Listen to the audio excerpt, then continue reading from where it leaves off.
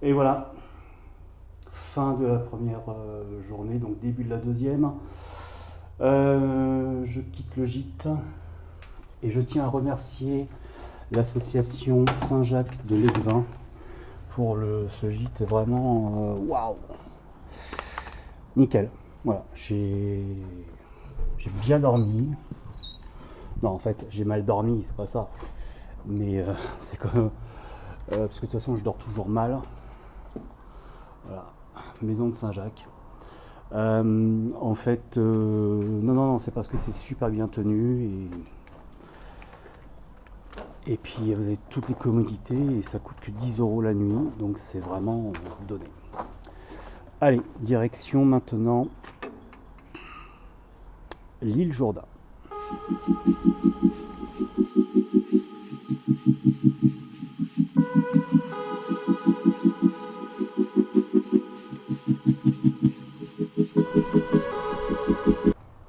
Salut YouTube, bienvenue sur la chaîne Pèlerin 31. C'est le jour 2, celui qu'on retient pas. Ah, d'ailleurs à ce propos, je me suis un peu fait incendier hier parce que je disais que c'était Angèle qui chantait cette chanson, alors qu'en fait c'est Louane. Voilà, bon, je suis désolé. Voilà, voilà, je me suis trompé.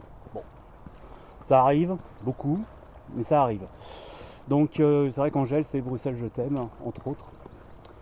Donc voilà. D'ailleurs, en petit concours, il n'y a rien à gagner, mis à part mon estime. Toute ma considération, si vous le souhaitez. Le jeu des conneries ou des bêtises. On va être un peu moins vulgaire. Le jeu des bêtises. Alors, c'est pas compliqué. Si je raconte une bêtise, vous le notez. D'accord. Parfois ça sera vrai, enfin parfois ça sera volontaire, parfois ça le sera pas. Et puis bah voilà, et puis bah vous gagnez toute mon estime. Voilà. Bon bah sinon, là je suis en train de quitter l'Églevin pour l'île Jourdain. Je devrais passer par la forêt de Bouconne. Alors la forêt de Bouconne, c'est une forêt qui est immense, qui est peut-être la plus grande de Haute-Garonne. Surtout que c'est l'une des seules, avec la forêt de Buzet, je crois qu'il n'y en a que deux. Tout le reste c'est que des champs, c'est bon. Donc malheureusement pour le bivouac sauvage ça va être assez compliqué, je vous cache pas. Parce que bah j'essaierai d'en faire hein, bien sûr. Mais en rase campagne dans les champs, je sais pas. Je verrai un petit peu s'il y a des spots qui sont sympas. Si je peux y arriver, voilà, je le ferai. Bon, allez, c'est parti. À tout.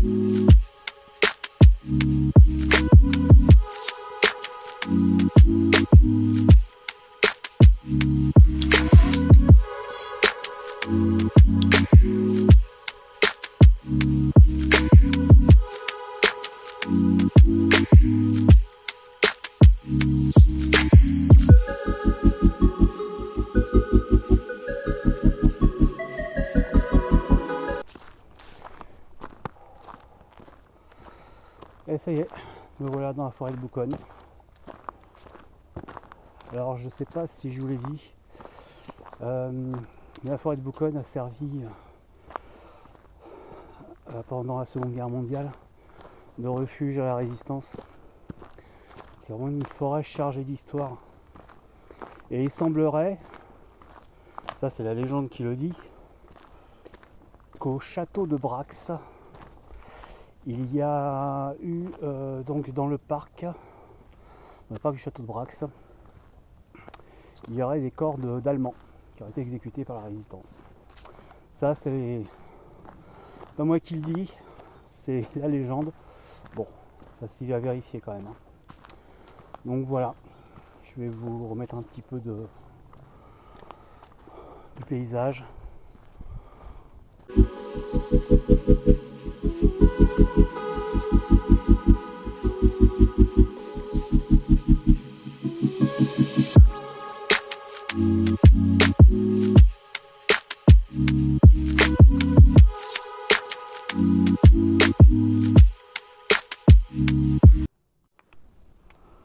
Alors voilà, je suis arrivé à la limite, enfin presque à la limite de la forêt de Bouconne.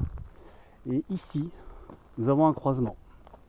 Soit je continue sur le GR 653. Allez, hop, la coquille, le marquage qui se trouve ici. Hop, je sais pas si on peut le voir. Voilà. Donc le marquage blanc et rouge. Ok. Donc soit je continue par là,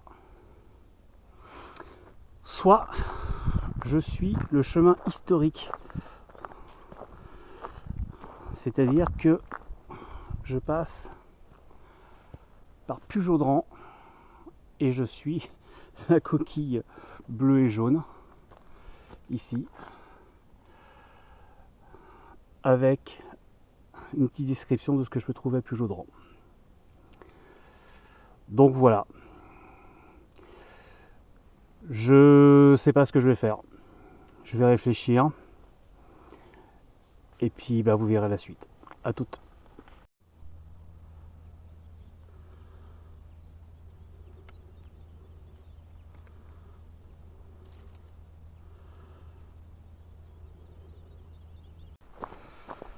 Et voilà, j'arrive à Pujaudran. Donc oui, j'ai pris le chemin historique. Ça me semblait le plus sympa. La forêt, ouais, c'est bien gentil, mais je préfère. Voilà, ça c'est mon avis personnel. Je préfère largement le chemin historique.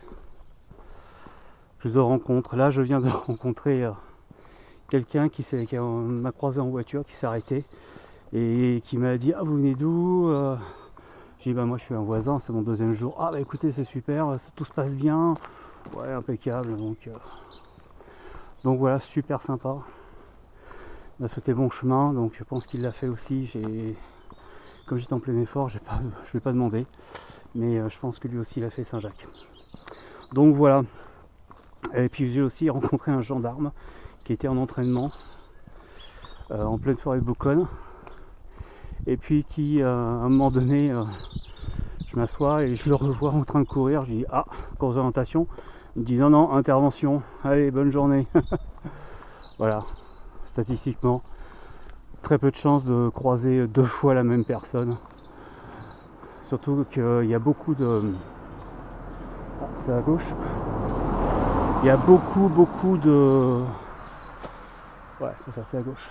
Il y a beaucoup de... sur la forêt de Bouconne, beaucoup de chemins, donc beaucoup de possibilités. Voilà, quoi. Ça, c'est le petit fun fact. Sinon, moi, quand j'avais préparé quand je m'étais renseigné il y a 20 ans, parce que ça fait 20 ans que je veux faire Saint-Jacques, quand je m'étais renseigné, on m'avait dit: ouais, il faut prendre des bâtons pour éloigner les chiens errants et tout. Moi, je vais vous dire, bon, je les ai pris les bâtons, bien sûr, hein. C'est pas pour éloigner les chiens errants. Parce que là, je viens de me taper une petite montée j'ai mis 30 minutes. Et bah si j'avais pas les bâtons, j'aurais galéré au possible. Donc les bâtons de marche, c'est pas que pour les chiens errants. Je pense plus que c'est beaucoup plus. Je pense que c'est beaucoup plus un mythe, une légende, enfin, sauf au Moyen-Âge. Mais eux, il n'y avait pas que les chiens, ils se faisaient aussi bouffer par les loups. Mais ouais, c'est beaucoup plus. Enfin voilà, c'est vraiment, vraiment indispensable dans les montées et autres. Ça vous permet de ressentir le poids du sac vraiment beaucoup moins. Enfin, je sais pas si c'est français ce que je viens de dire, mais ça vous permet de vraiment de ressentir, de moins ressentir le poids du sac. Voilà, c'est ça. Bon, bah, c'est bientôt l'heure de manger, donc on va bientôt faire une pause. À toutes. J'étais en train de me dire tout à l'heure, en sortant depuis Jodran, que c'était vraiment pas génial le parcours historique, le chemin historique, parce qu'en fait on traverse des routes, enfin bon, c'est pas génial. Et au moment où je me dis ça, je tombe là-dessus, sur un calvaire, et en fait, si on regarde bien, c'était ici qu'était été construit un hôpital pour accueillir les pèlerins.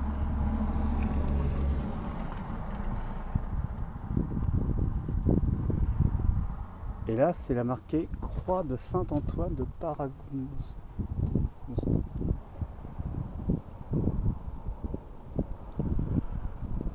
Et si j'étais passé par la forêt de Bouconne, et ben ça, je l'aurais pas vu. Finalement, je pense avoir fait le bon choix.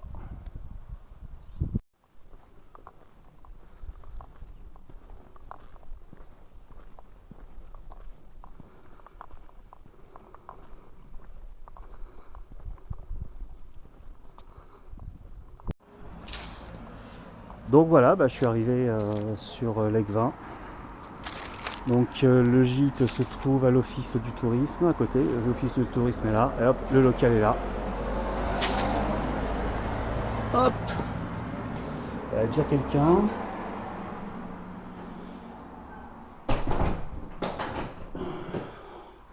Et là encore, le gîte est quand même assez bien fait. Donc pour le moment c'est impeccable. J'espère qu'il n'y a pas trop de bruit parce que on est à côté d'un parc, donc j'espère qu'il n'y aura pas trop de boucans. Donc voilà un petit peu, voilà un peu où je vais dormir, mon bivouac. En sachant qu'à partir de demain, en théorie, je pourrais bivouaquer, enfin faire du bivouac sauvage. Donc ça va être un petit peu mieux. Ça c'est mes bâtons. Un jour je referai une review de ces bâtons. Voilà. Bah écoutez, c'est tout pour le moment. Peut-être aller manger. Et puis bah je vous dis bonne nuit. Et à bientôt.